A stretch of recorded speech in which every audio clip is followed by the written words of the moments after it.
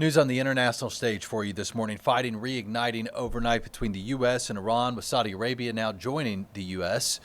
Let's get the latest from Washington. Here's NBC's Alice Barr.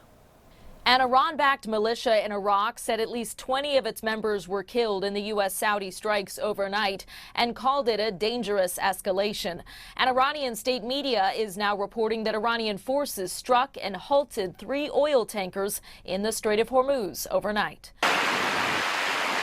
Fresh fighting overnight in the Middle East, shattering a days-long pause in strikes. U.S. Central Command now saying it successfully knocked down a wave of Iranian missiles launched in an attempted surprise attack on American forces based in the Middle East. CENTCOM also saying the U.S. military joined with Saudi Arabia to strike Iran-aligned terrorists in Iraq that they say targeted U.S. forces and Saudi energy infrastructure with drones.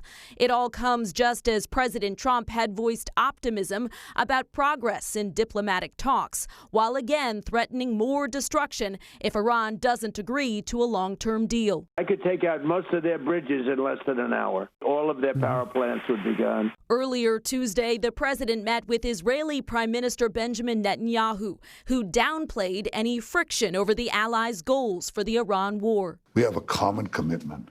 We don't want to see this fanatic regime in Tehran have nuclear weapons. Also at the White House, President Trump separately hosted Ukrainian President Volodymyr Zelensky, who then met with senators on Capitol Hill in his push for more American missile defense systems. I shared what we need, our needs. I shared it with the president. Both world leaders came to Washington for the funeral services for the late Senator Lindsey Graham. He was a force of nature, and I will miss him greatly. And Tuesday night, the Senate voted to advance a sweeping Russia sanctions bill that Senator Graham had been pressing for and that now bears his name.